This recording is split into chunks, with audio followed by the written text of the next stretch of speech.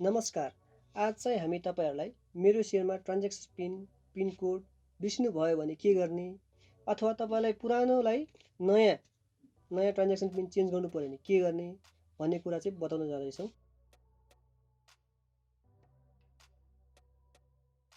यसको सोलुसन चाहिँ भिडियोमा विस्तृत रूपमा पेश गर्न जाँदैछौँ।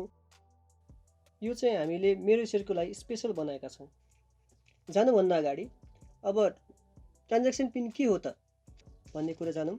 ट्रान्ज्याक्सन पिनमा चाहिँ खास गरी 4 वटादेखि 8 वटा डिजिट है 8 वटा नम्बर हुन्छ। जस्तै यो चाहिँ नर्मली न्यूमेरिक भनेको चाहिँ नम्बर 1 2 3 4 त्यस्तो हुन्छ है। एबीसीडी अल्फाबेट हुँदैन। अनि खास गरी यो चाहिँ पेमेन्ट गर्नको लागि एकाउन्टहरु ट्रान्सफर गर्नको लागि युज गरिन्छ हैन। पेमेन्ट ट्रान्सफर गर्नको लागि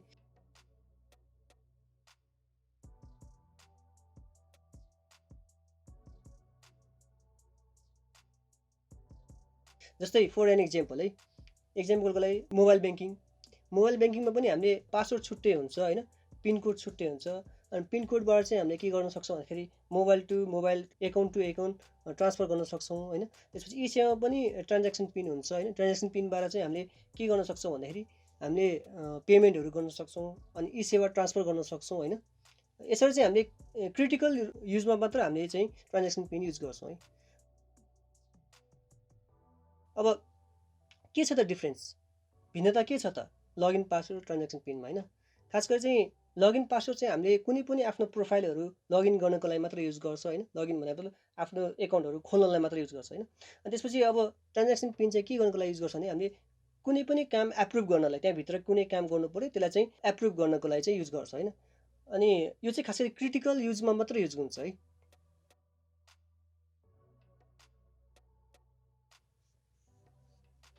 अब चाहिँ हामी हैन मेरोसेयरको बारेमा बुझौँ। मेरोसेयरमा पनि हामीले के गर्छौँ भन्दाखेरि ट्रान्ज्याक्सन पिन युज हुन्छ। जस्तै अब कुन टाइममा युज हुन्छ भन्दाखेरि आइपीओ एफपीओ राइट हैन राइट शेयरहरु इस्यु गरेको बेला एप्लाई गर्ने टाइममा युज हुन्छ हैन। त्यसपछि अनि अरु चाहिँ जस्तै अब डिबेन्चरहरुमा पनि युज हुन्छ हैन। अब यो ट्रान्ज्याक्सन पिन भनेको खासरी चेन्ज ट्रान्सफर शेयर गर्नको लागि पनि युज गर्न सक्ने अवस्था आउन सक्छ पछि हैन। यो चाहिँ फ्युचरमा आउन सक्ने सम्भावना हो है। यो चाहिँ पछि आउन सक्छ। अनि आइपीएस कनेक्टमा पनि हामीले चाहिँ यो युज गर्छौँ है। त्यो चाहिँ हामी पछि भिडियोमा बताउँदै जानेछौँ। अब हाम्रो यो एउटा फेसबुक पेज छ। हाम्रो यो भिडियो युट्युब च्यानलको फेसबुक पेज छ। त्यो चाहिँ हामीले चाहिँ फेसबुकमा गएर ट्रिक्स एन्ड टिप्स भनेर टाइप गर्नुहोस् हैन। यो चाहिँ यहाँ लेखेको जस्तै ट्रिक्स एन्ड टिप्स टाइप गर्नुहोस् हैन। अनि त्यसपछि सर्च गर्नुहोस् हैन।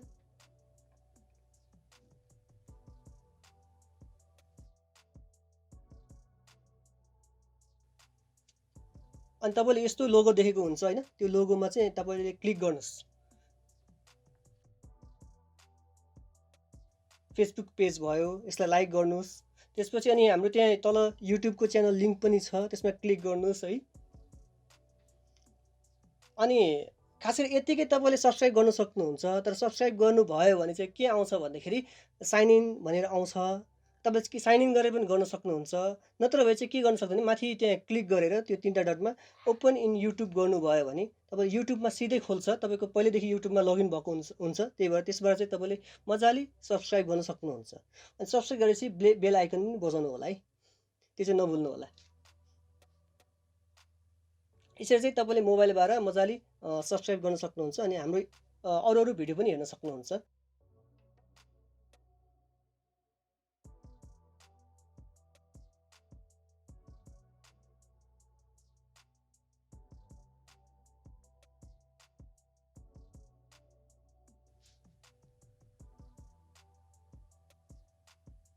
अब हामी चाहिँ मेरोसेयरको ट्रान्ज्याक्सन पिनमा जाउँ है त। पहिला लगइन गरौँ है। लगइन गरौँ पहिला। अनि युजर नेम पासवर्ड राखौँ। युजर नेम भने डिम्याट नम्बर यो हामीले पहिला पनि भिडियोमा बताइसकेका छौँ। डिम्याट नम्बरको लास्ट डिजिट हैन लास्ट 8 डिजिट हुन्छ। त्यसपछि अनि पासवर्ड पनि अब तपाईलाई थाहा छ नि होला। त्यो टाइप गर्नुस् अनि लगइन गर्नुस्।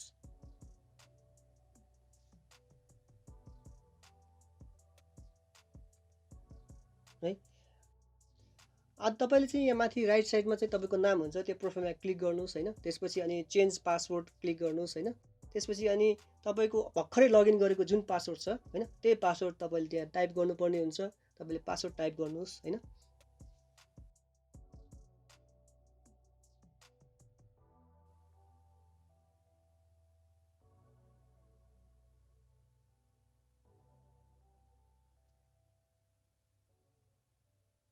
अनि तपाईँले अब नयाँ कुन चाहिँ पिन राख्न चाहनुहुन्छ त्यो पिन चाहिँ तपाईँले यहाँ टाइप गर्नुपर्ने हुन्छ।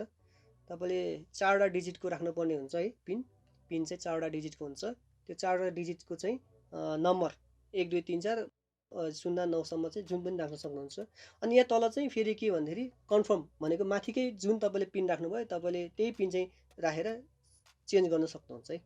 अब पिन चाहिँ सेभ नगर्नु भए पनि हुन्छ। यसरी चाहिँ हामीले चाहिँ मजाले हामीले ट्रान्ज्याक्सन पिन चाहिँ चेन्ज गरौँ है। अब फेरि लगआउट गरौँ है। अब तपाईँलाई चाहिँ कहाँनिर युज हुन्छ त्यो ट्रान्ज्याक्सन पिन भन्नेको चाहिँ हामी देखाउन जाँदैछौँ है। फेरि लगइन गरौँ।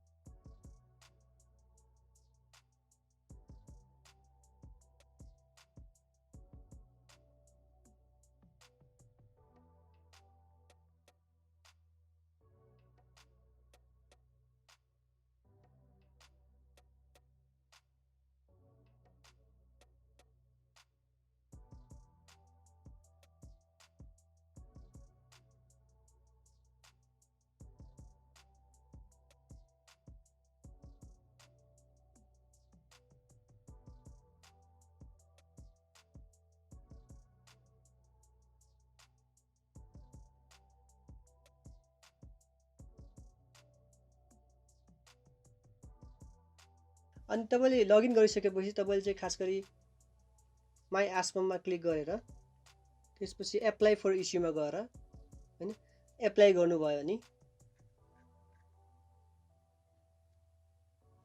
तपाईँले देख्न सक्नुहुन्छ यहाँनिर एप्लाई गर्नुहोस्।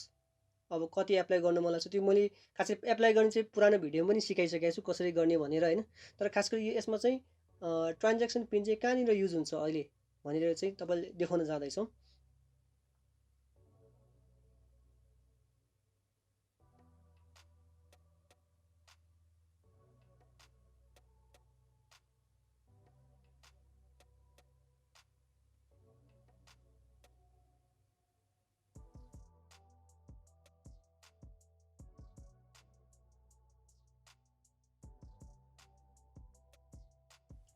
यहाँ चाहिँ तपाईँले सिआरएन नम्बर राख्नुपर्ने हुन्छ होइन।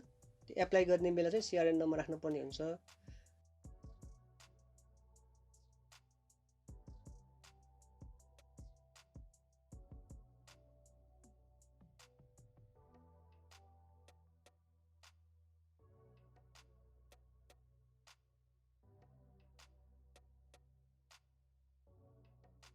सिआरएन नम्बर चाहिँ राखिसकेपछि तपाईँले त्यहाँ टिक लगाएर प्रोसिड गर्नुभयो भने हो यहाँनिर चाहिँ हामीले त्यो 4वटा डिजिटको ट्रान्ज्याक्सन पिन युज हुन्छ है। अघि हामीले जुन चाहिँ चेन्ज गऱ्यो नि त्यो चेन्ज गरेको ट्रान्ज्याक्सन पिन चाहिँ यसमा राख्नुपर्ने हुन्छ है। त्यो जुनै हामीले चाहिँ चेन्ज गरेको भर्खर नयाँ राख्यौँ नि त्यो चाहिँ तपाईँले यसमा राखेर चाहिँ एप्लाई गर्न सक्नुहुनेछ। अब पछि अरू ठाउँमा पनि युज गर्न सक्नुहुन्छ होला होइन। खास गरी अब मेरो सेयरले त्यो आयो भने नयाँ नयाँ फिचरहरू आउने बेला चाहिँ अब कुनै पनि क्रिटिकल कुरो चाहिँ ट्रान्सफर गर्नु पऱ्यो भने यो पिन थ्रु चाहिँ हामीले गर्न सक्छौँ है। अहिलेलाई यति नै। धन्यवाद।